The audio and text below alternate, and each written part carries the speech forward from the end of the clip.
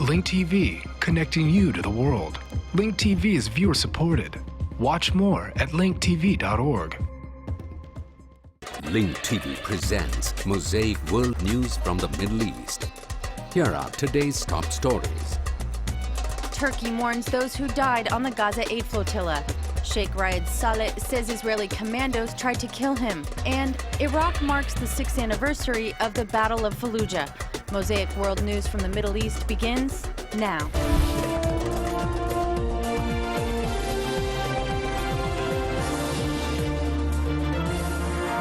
إلى تركيا تتجه اليوم الأنظار اهتمام استحوذ عليه منذ الساعات المتأخرة من الليلة. Last night, Turkey's airport was the world's focal point as thousands of Turks gathered in the airport to welcome the 466 activists who were on board the Gaza Freedom Flotilla. The activists, who arrived from Israel, recounted many disturbing stories about the night that shocked the world. However, they vowed to mark that night as a turning point for holding Israel accountable for its actions. We leave you with Muna Abu Diab. على طريق معاقبة إسرائيل. منى أبو دياب. هرب النوم من قاموس هذه الليلة التركية. Tonight, the Turks will not sleep. Tens of thousands took to the streets. Their loud voices issued statements in solidarity with Gaza and in condemnation of Israel. ساعات طويلة من الانتظار توجتها هذه الصور. Their hearts and eyes were focused on the street that leads to the airport and its runway. After waiting for many hours, 466 activists who were on board the Freedom Flotilla peacefully arrived at Istanbul's airport.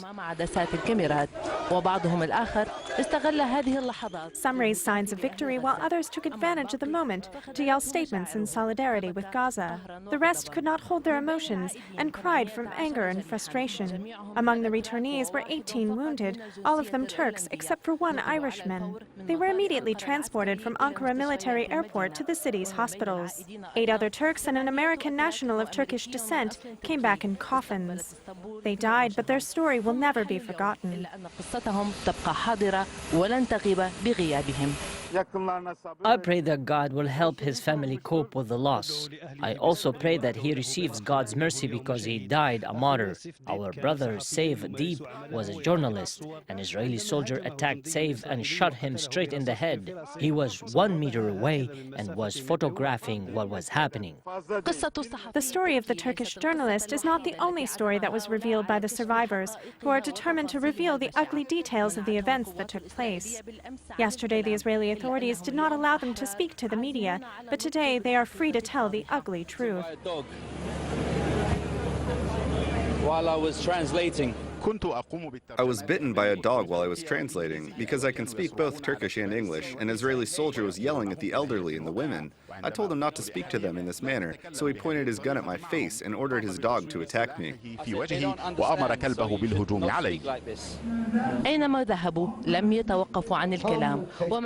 Wherever they went, they never stopped talking. The stories they told reflect the inhumane treatment they received, and they are determined to let the whole world know about it. They are proud of what they did, and they will continue to speak out until the criminals are punished. What was happening in the Turkish streets affected the Turkish government. The Ministry of Justice reiterated that it was reviewing Turkish and international laws to legally pursue Israel. These developments have strained relations between Turkey and Israel. The Turkish Minister of Energy said that his country will not carry out any joint projects with Israel until relations between the two countries return to normal. Meanwhile, the results of the autopsies conducted on the 9 Turkish victims revealed that they were shot.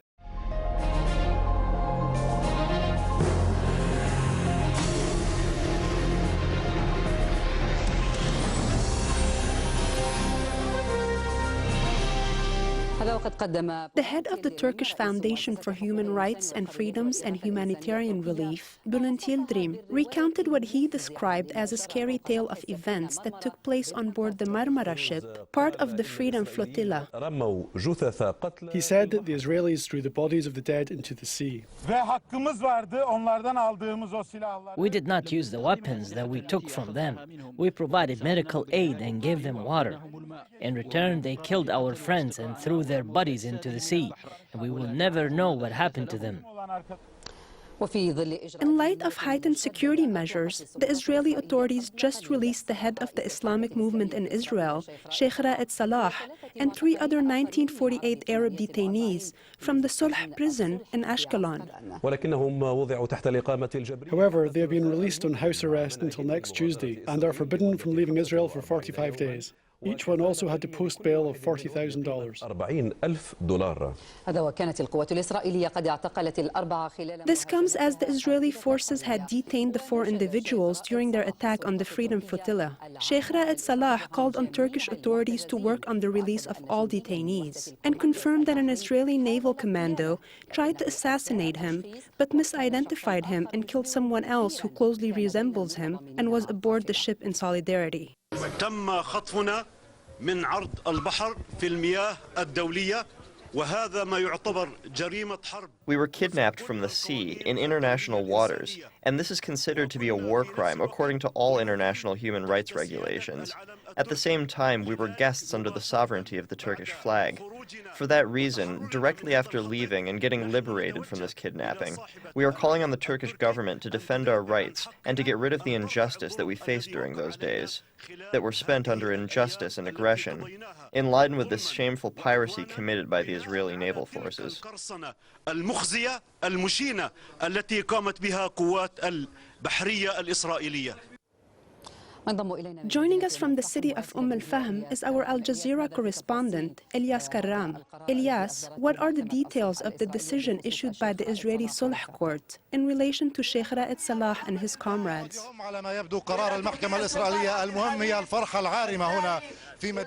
It seems that the Israeli court's decision no longer matters.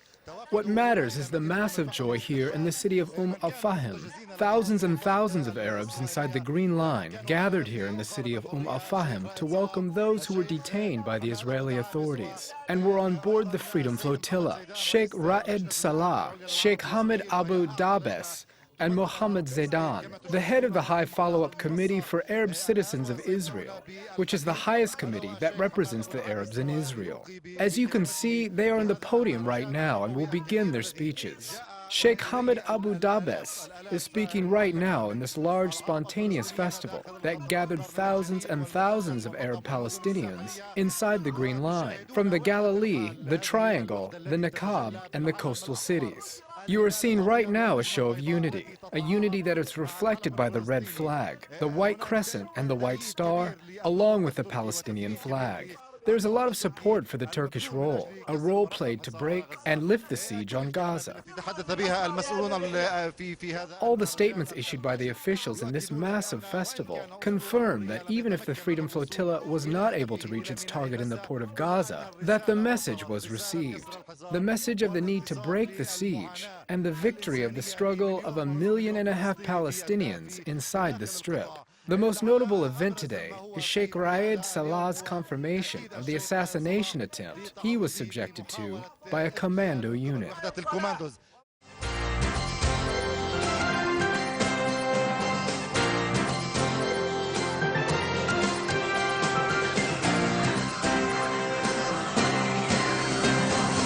Joining me now here in the studio is Avi Posner, Israel's former ambassador to France and Italy. Ambassador Posner, good evening and welcome. Thank you. Condemnation from Europe has been widespread, even from our friends. How would you sum up this diplomatic damage?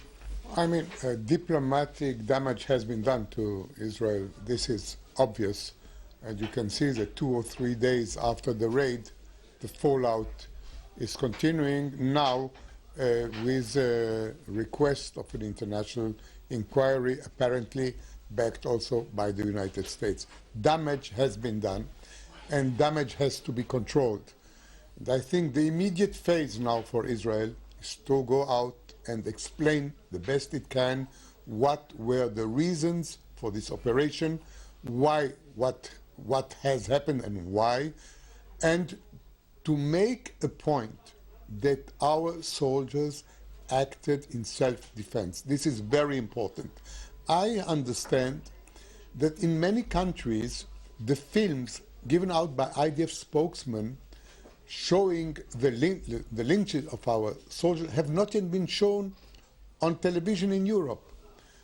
If I were the foreign minister now, I will make an all-out effort to convince television stations to show the film, accompanied by good spokesmen explaining exactly what has happened, that we defended ourselves.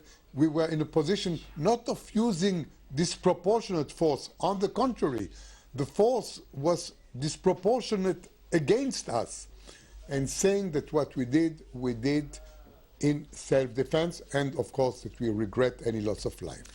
Turkey's fingerprints are all over this confrontation that occurred on the high seas.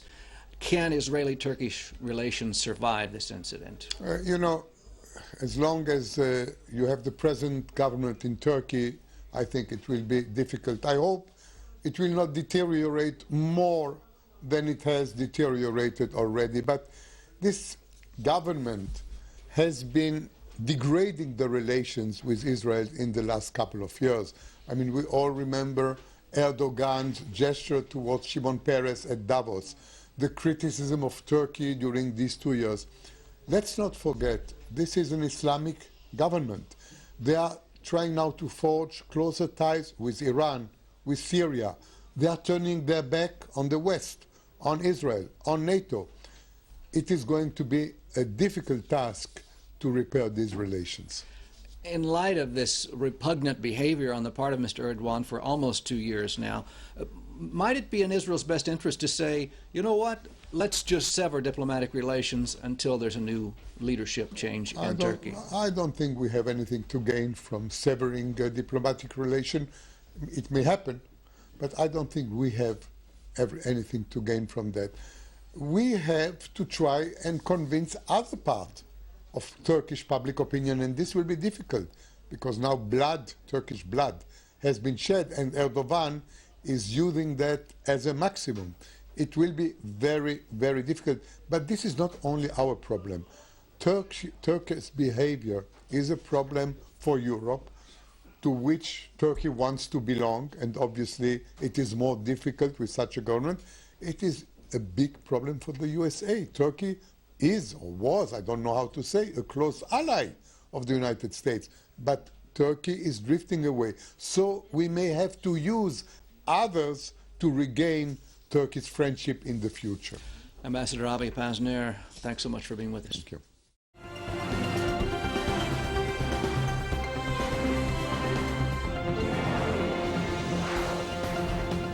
We'll begin this broadcast, of course, in Turkey, where thousands of people have attended a mass funeral ceremony for the victims of Israel's attack on the Gaza Freedom Flotilla.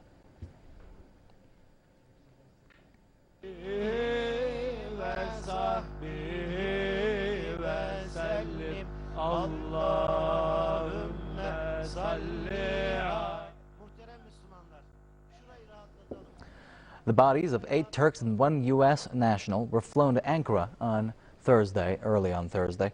Medics have found bullet marks on all bodies. They even say one of the victims was shot at close range. The U.S. national has been identified as Furkan Doğan. He had 4 bullet wounds to the head and 1 to the chest. Israel claims the 8 activists were armed and attacked the commandos it had sent to seize the ships. The survivors, however, reject Israel's account of the story. They say the commandos began shooting as soon as they were lowered down from helicopters. Ties between Ankara and Tel Aviv are heading towards a major shift following Israel's deadly attack on the Gaza Freedom Flotilla.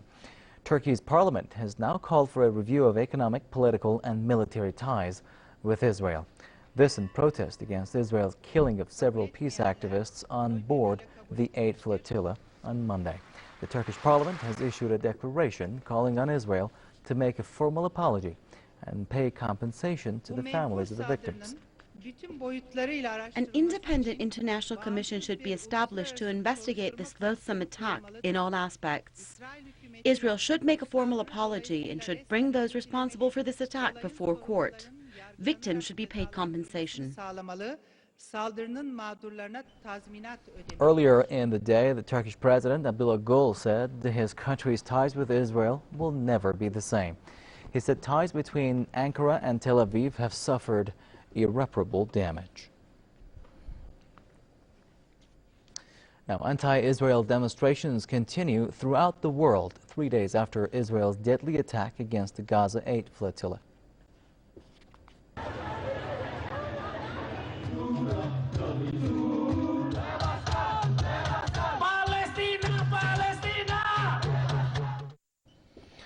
Thousands of Indonesians took to the streets of Jakarta to condemn the Israeli attack on the Gaza Freedom Flotilla. A dozen Indonesians were on board the Turkish-flagged Mavi Marmara, where several activists were killed.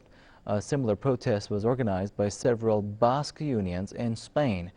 The protesters criticized the Spanish government for what they called collaborating with Israel in killing Palestinians. Their anger is growing. Several hundred protesters gathered outside the Foreign Ministry in Berlin, outraged over the Israeli attack on humanitarian aid ships on the way to Gaza. What happened there was a terrorist act in international waters, and we cannot just watch by as it happens. There needs to be strong international reprimand against the Israeli actions. Israel has started to deport some of the 680 peace activists on board.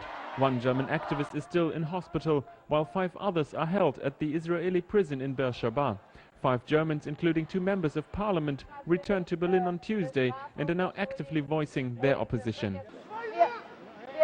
What happened on board was simply horrific. We never expected such brutality. It was a peaceful mission, but we had to witness an act of barbarism. None of the returning activists said they had noticed any weapons on board, and they are now preparing to take legal action against Israel. Politicians from all parties condemned the attack and called for an independent international investigation. I hope that there is a strength for the international community, together with the US at that point, to overcome the blockade, of getting in a situation that there will be a lift of the sanctions and blockade of Gaza. It is in the main interest of the civil society. The ships were to bring 10,000 tons of much-needed aid to Gaza. The peace activists said they had expected possible conflicts with the Israeli military, but the sheer brutality with which they were dealt with was a shock to them all. The protests will continue. The protesters demanded a much stronger stand from the Chancellor too. Merkel had asked for lifting the blockade, but at the same time blamed Hamas for the situation in Gaza. Germany remains Israel's strongest ally in Europe. Stefan Hermann for Press TV in Berlin.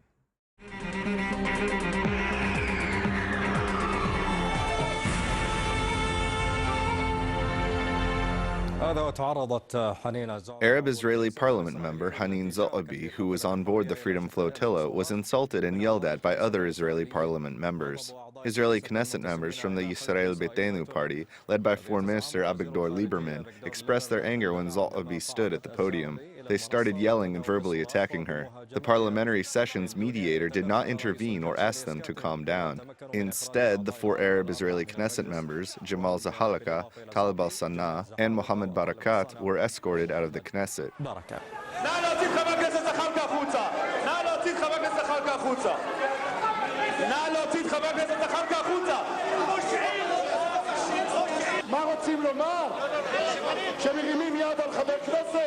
אתם לא מבינים את זה, חבר הכנסת חסון.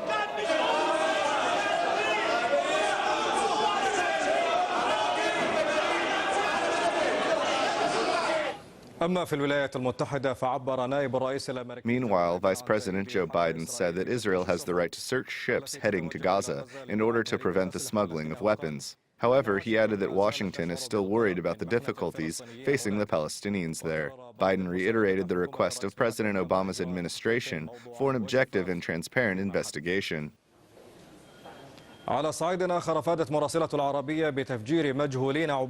Meanwhile, unidentified individuals detonated an explosive device outside the office of a Palestinian Authority preventive security officer in the southern Gazan town of Abisan in eastern Khan Yunis. The parents of the officer sustained injuries. في تفاصيل النشرة طالب الأمين العام للأمم المتحدة Ban Ki-moon, the Secretary General of the United Nations, asked Israel to immediately remove the blockade that it is imposing on the Gaza Strip. Arab foreign ministers decided that the Arab League in New York should take the case of Gaza's siege to the Security Council. These developments coincided with the arrival of the injured and the activists of the Freedom Flotilla to Turkey. According to the Israeli military, these sticks are the weapons that led it to attack the Freedom Flotilla, the ship that brought activists from continents across the world, carrying help for the people of Gaza, were met by the Israelis, and a number of them got injured. 4 Lebanese citizens arrived to Nakura at the Lebanese southern border, and dozens of Greek activists arrived to Athens, and the Algerians to Algeria. As for Turkey, it received 18 injured Turks and 1 injured Irishman, who were welcomed by 450 individuals in a show of solidarity.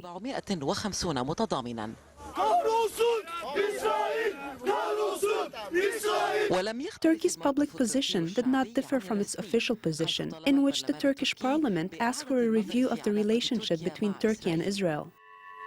Türkiye Büyük Millet Meclisi The Turkish parliament is asking the Turkish government to review its political, military, and economic relationship with Israel and to take the corresponding measures. The most important reaction that coincided with the release of the activists was the Secretary General of the United Nations, Ban Ki-moon's call for the immediate lifting of the blockade on Gaza. This tragedy only highlights the main issue, which is the continued blockade on the Gaza Strip. This situation is wrong because it's punishing innocent civilians, and the Israeli authorities must lift it immediately. During my last visit in March, I asked Israel to allow humanitarian aid to enter the Gaza Strip. From his side, the Secretary General of the Arab League called for the breaking of the siege on Gaza and to challenge it by all possible Arab means.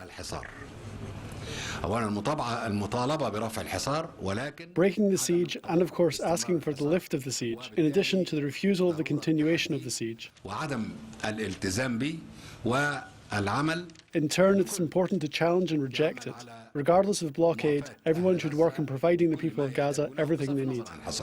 To some, it is a shock, and to others, an incident that they are accustomed to.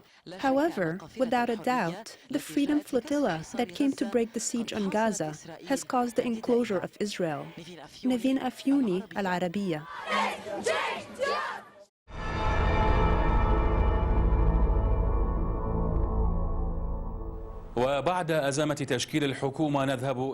Following the crisis in the formation of the government, we now turn to the city of Fallujah that marked last week the 6th anniversary of the first Battle of Fallujah, which lasted an entire month. The battle cost the American occupation forces large human and material losses, while the majority of the city's losses were among the civilians. However, on any scale, it was a victory for Fallujah. الذكرى السادسة لمعركة الفلوجة الأولى. The 6th anniversary of the first Battle of Fallujah, what remains from it in the people's minds, and which images did the media display? The first Battle of Fallujah lasted the entire month of May of 2004. The battle was taking place in the alleys of the small city and moving from house to house. It echoed across the world, which was following the happenings of a battle in which the weak defeated the powerful, and military superiority was defeated by the supremacy of faith. The forbidden weapons of the Americans rained on the city of the mosques. But the spark that burned Fallujah was the killing of 4 elements from the American company Blackwater, in addition to the killings of 5 American soldiers in Al-Habbaniyah a few days earlier. The residents of the city were able to block the attack of the world's most powerful army with simple weapons, along with ambushes and hit-and-run tactics. The army randomly shelled houses and left a large number of civilian victims. The Fallujah battle was waged by close to 3,000 American soldiers, whereas estimates have varied over the number of resistance elements. The American army has placed that figure at 20,000, while others have confirmed that there were only 350 individuals.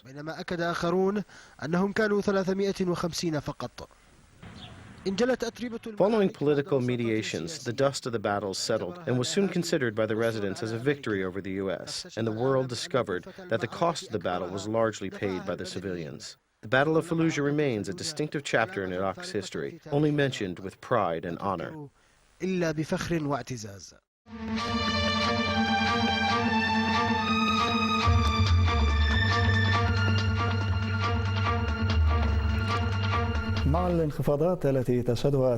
Iraqi oil minister Hussein al-Shadistani said that the reasons behind the decrease in oil prices are related to Europe's financial crisis. He reiterated that Baghdad's share of oil exports should be equal to that of Saudi Arabia.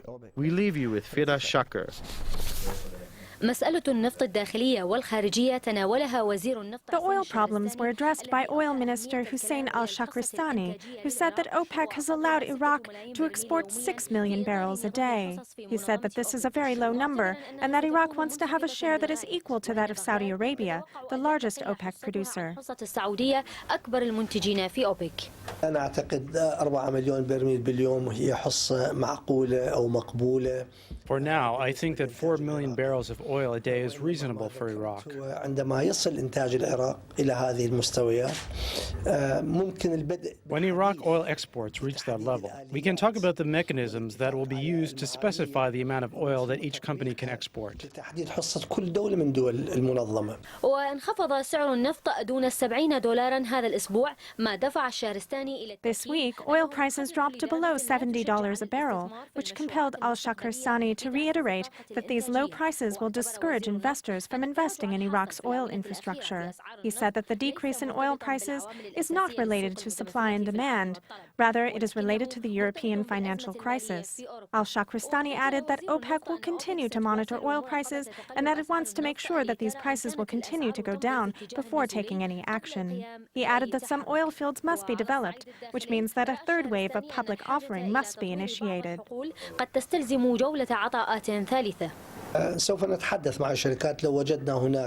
We will talk with the companies, and if we feel that they are interested, we may announce a new wave of public offerings for qualified companies in order to have them bid on the development of these oil fields. After holding 2 public offerings last year, Iraq signed oil deals with a number of international oil companies that competed by bidding on the development of some large oil fields, which increased Iraq's share of oil exports and placed it at Saudi Arabia's level. The views expressed on Mosaic are from contributing broadcasters, not Link TV or its sponsors. The production of Mosaic is made possible from support of viewers like you. Thank you. Watch Mosaic World News online. Stay up to date with breaking news. Read our blog. Get transcripts of past shows and more at linktv.org/mosaic.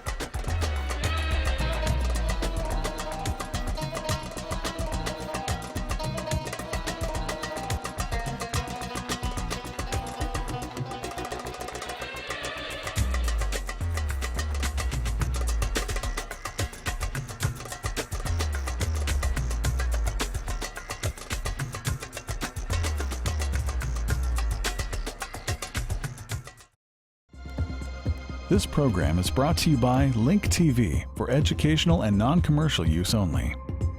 Link TV is the only U.S. network dedicated to global and national news, uncompromising documentaries, and diverse cultural programs which connect you to the world.